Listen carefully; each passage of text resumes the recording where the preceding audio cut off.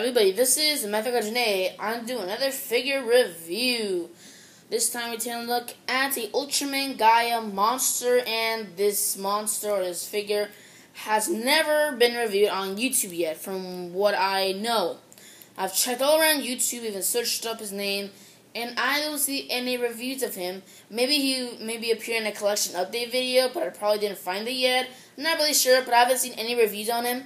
So I'm basically going to review him today. He's actually from Ultraman Gaia. And here he is. This is Satan Bizo, or Satan Bizorm, whatever you want to call it. He's from Ultraman Gaia, episode 42. I think it was episode 42. And I believe the episode is titled Gamu vs. Gamu. And if you haven't known yet, I'm in the history section.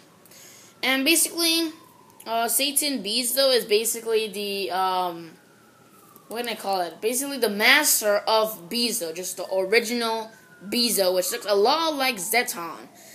I mean, really, just look at the picture of Bizo, and it looks really similar to Zeton.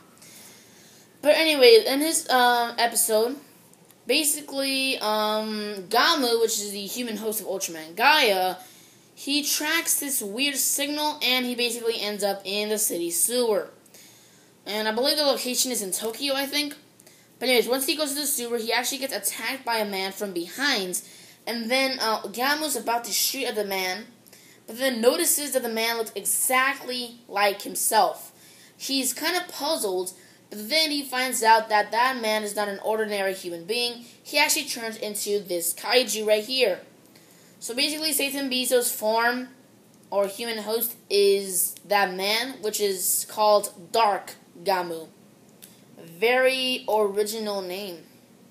Anyways, so Dark Gamu turns into the monster you're seeing right now, Satan Bizo, and then starts wrecking the city. Gamu turns into Ultraman Gaia, and then supposedly, with quotes, supposedly defeats him. Basically, Satan Bizo actually fakes his death by teleporting. Somehow, I haven't really seen the episode. I did read a little bit of it recently, because I couldn't really find the episode again. But he basically faked his death, but Ultraman Gaia still believes that he's dead. And anyways, and that's basically it for that episode. And then he comes back again, and I believe it was titled Ultraman Dyna and Ultraman Tiga and Ultraman Gaia Battle of Hyperspace. I believe that's actually a movie. And basically, he is summoned by some children. I think they were playing with this interdimensional ball or so. I don't know what the heck it was. But basically, the children summoned him. I believe it was mistakenly. It wasn't on purpose. And then that's when Ultraman Gaia came and finally destroyed Satan Bizo, and that's all for history for Satan Bizo. And overall, I really like Satan Bizo's design. He looks pretty cool. But that's all for history. Now let's go into detail. The details on this figure is actually alright. I mean, it could improve, but it's alright. I really like the detail between these things or whatever right here. Looks very nice. And also the white shadings, the white lines. And also we have this ginormous yellow thing that goes across his whole entire face. Very nice. His face looks pretty cool. And his arms, very sharpish looking. And he also has this thing, I forgot what it's called. But this is actually, inside here, it's supposed to be yellow. So that's kind of inaccurate. And also the white needs to be a little more lighter. And he also, Satan Bizo's design in like the suits, kind of looks a little like a cow, kind of. Like the color, because there's some patches of white, and there's also some patches of black right next to it, all that stuff. And then the back looks very beautiful. We have the cape thing, whatever you want to call it. It looks very nice. And then right here, this stuff right here. And his ears, I guess you can call them. Just overall, the figure's alright. I could do a little better on the detail and also the paint job, but it's alright. Overall, it's alright. And also, he can't really stand that well because he has these type of feet, kind of like boots-like feet, or whatever. So he can't really stand well, especially in this type of texture, which is the on this type of floor. Yeah, he can't really stand up. Okay, now he's standing up.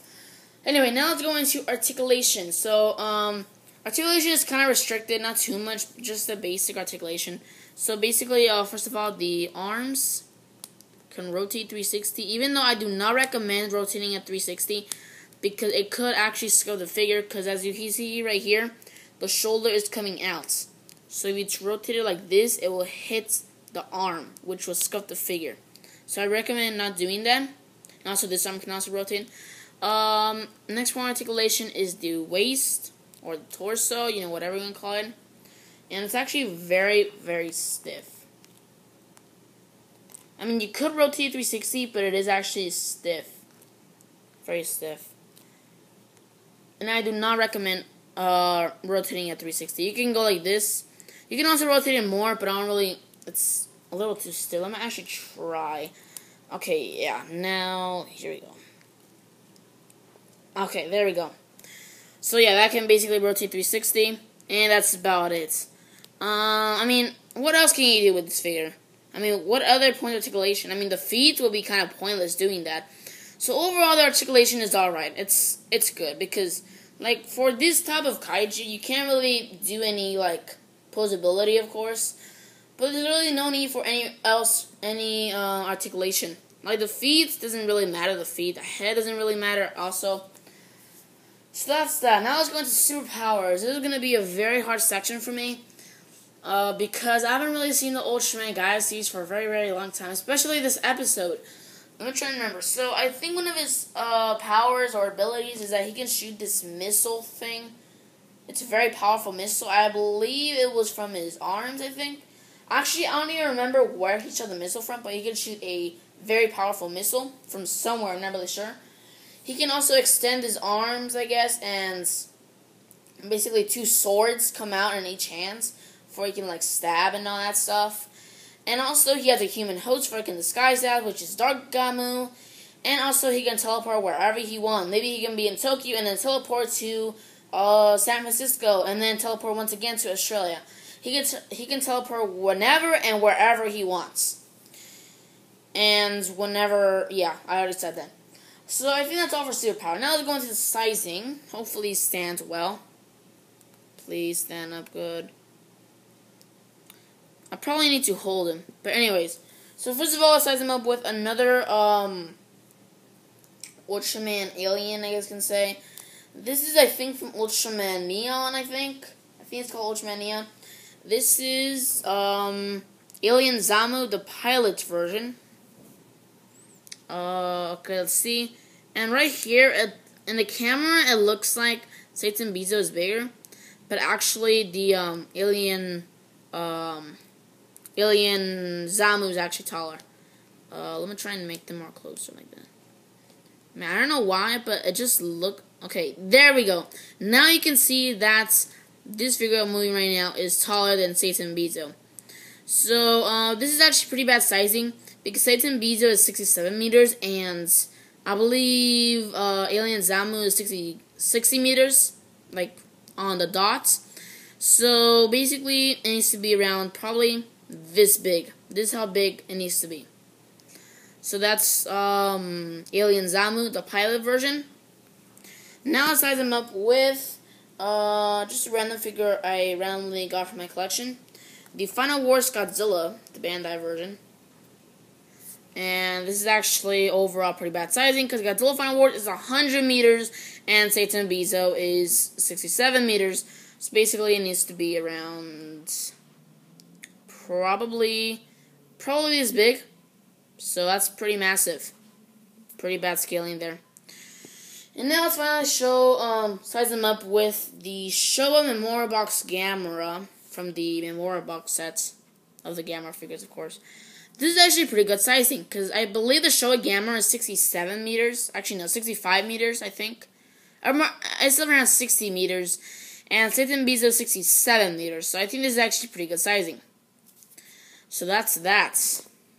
That's all for sizing. Now let's go into rarity. Rarity of this figure, he is actually very, very rare. He's not a very common figure. And of course, there's no reviews on him on YouTube from what I know. Probably he's in this collection update video or just my G-Fest haul, something of that sort.